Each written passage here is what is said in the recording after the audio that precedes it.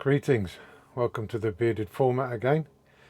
So in this video I wanted to go over the pros and cons of having leisure battery systems in motorhomes.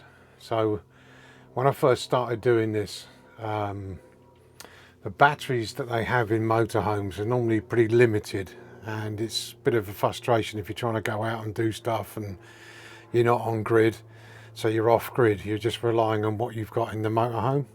So normally, if I show you here, underneath the driver's seat, you would have only about this much space to put a battery in. That would mean you can only get one normal size car battery in that space, which would limit you completely to capacity and stuff like that. So, and they're normally lead batteries, and with lead batteries you normally get about half capacity of what it actually states on the actual battery itself. So if it's a 100 amp hour battery as a leisure battery, you're probably only going to get a workable 50 amp hour out of that. So that can be rather frustrating. So when I first started doing the motorhome thing, I used to use portable power generators, and they're a great idea if you just want a one-hit solution, so it's a battery in a box with an inverter going in and inverter going out. So in other words, let's say I've got one I've kept with me since I've started doing it. So it'll be an all powers 2 kilowatt portable power generator. So basically you can put solar panels into the box. It will take the power straight in from an XT60 converter, and it will convert the power from the solar panels and charge itself if the weather's good, which is great.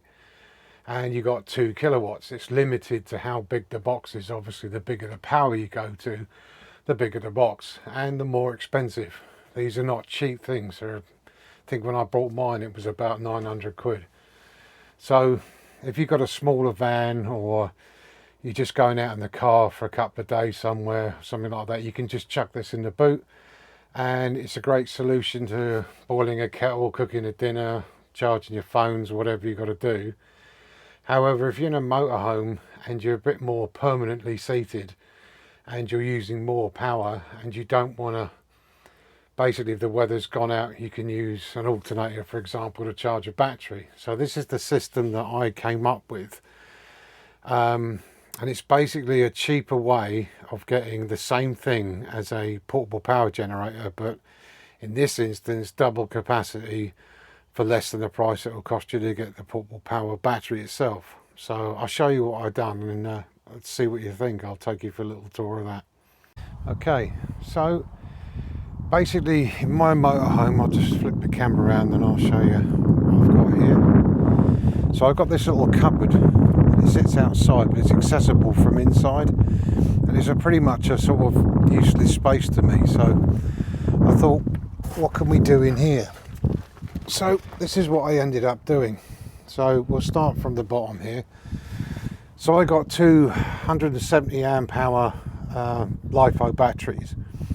Now the original one would be about the size of this underneath the seat, and that would limit you to one of these. If you changed over from a lead acid battery to one of these, at least you could use all its capacity, which is good, but also still limited. One of these works out to be about just over 2 kilowatts of power. So you get two, which I have the space for, so I run them in parallel. And basically this is what I did. So I extended the wires from the seat where the original battery was, come through into this cupboard, obviously wired together. So now I have 4 kilowatts of power in this motorhome now running inside it, so it's a permanent feature. So this is what I've done. We'll start. So a Victron solar charger converter controller. So this basically takes solar coming off. So what I've done is we'll sort of go reverse, shall we, from the panels. So panels would come in from here through into a switch, so I can isolate them if I need to, or if I'm disconnecting. Then into the SmartSolar charger controller, which then basically takes solar power and converts it correctly into the same whatever a lithium battery requires to charge. So it's just, these things can be set for any type of batteries. Lovely bit of kit, really happy with it. I've got two isolators. One will isolate the batteries from the motorhome, and one isolator isolates the inverter, which is sitting up here. So if I turn this on, you can see now we have a nice little display. It's a 2 kilowatt pure sine wave inverter. Brilliant for what I've done as well. I'll show you what I've done in a minute. So basically, power coming in from the solar panels, which I'll just show you now. So it's just a mock-up to show you what we can do. So I've got two 400 watt foldable solar panels, and I can use these. I just joined this in parallel configuration, so they give the best they can together and join into one. It's got a nice long extension lead, so I can run it anywhere I like. And so from in here, this is all a sealed unit now.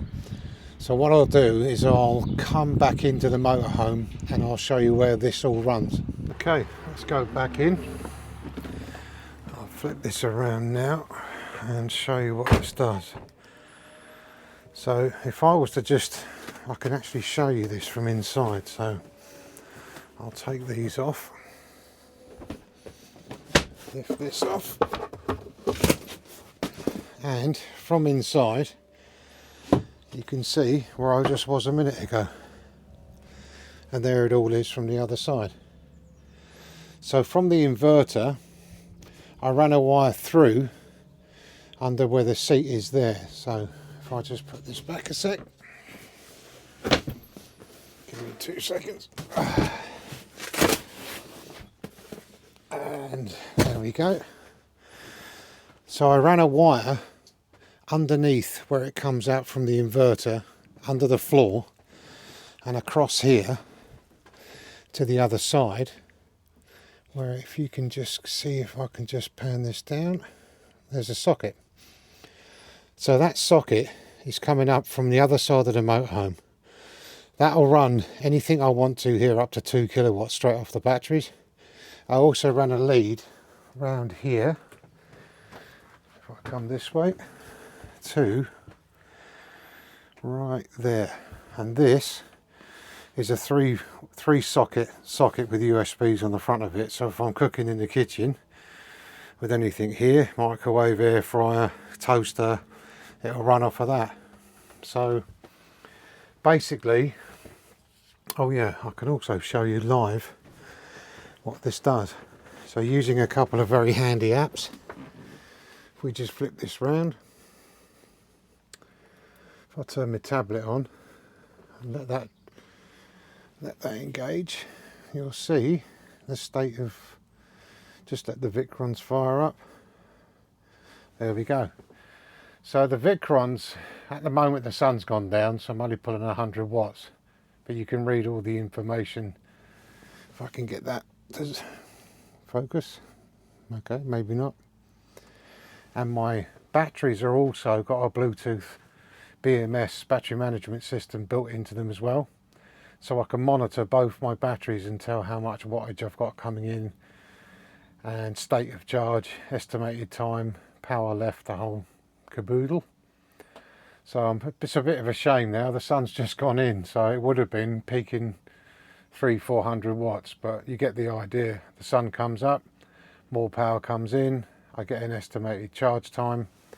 Obviously this will drop dramatically if you've got loads of charge coming through, the amount of time obviously you've got left to charge. But so I was kind of hoping the sun would pop its head out again, but it didn't.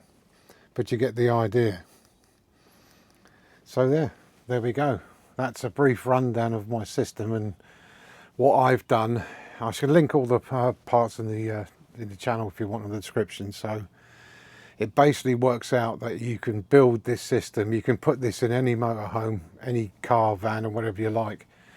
So basically when the sun comes out, or you're away for a time on site, or if you're off grid totally, basically you can just lay out a couple of panels, plug them into that lead that comes out the switch going into the Victrons, and leave it, and it'll just charge all day long free. So I'm getting the same amount of power in as if I just plugged it in on mains, because it'll only, the system itself on the internal main supply of this motorhome will only give about 200 to 400 watts of power to the batteries anyway. So yeah, I think that works out quite well for me. I was going to do this when I was in Wales, but I've decided to give you a quick rundown now and a little demonstration when I go to Wales, when I go up to the Mac Loop. If the weather's, I'm hoping the weather's going to be all right. Worst case scenario, while it's driving, it charges at 600 watts anyway off the alternator. So that was the plan B if it rains or it's a miserable day out. So yeah, it's a good little system. You can put this in anything, and the price is basically, I'd say £200 or £300 cheaper than buying a 2 kilowatt portable power station. Okay, the only pros and cons of that is the portable power station is portable. This is something you want to build in your motorhome if you're obviously going to be in it or use it or go anywhere. It's a fire and forget system that you can just put up, do all the things you want to do in a day. I like gaming on laptops, and I like microwave and air fryers and that kind of stuff. So it does me, and it's a kind of, I don't even think about the power I use now. An absolute worst case scenario, if the sun's down, I've used all the power and it's out, everything's out, I've still got a backup 2 kilowatt portable power station here to use anyway. Or I can just go for a drive and I'll charge up the system in no time. So yeah, hope you like it, and see you in the next one. Just before I finish this video off, the sun just came out, so check this out. This is what I was trying to say. Sun popped out and all of a sudden I'm getting 300-ish watts. The charging time just dropped down to 3 hours instead of like 10. So just to show you, just sitting here now, I'm pulling in plenty of power. Just wanted to show you that, because as I finished doing this video, the sun came out. So typical, right? Anyway, I'll just chuck that on at the end just to show you it works. See ya.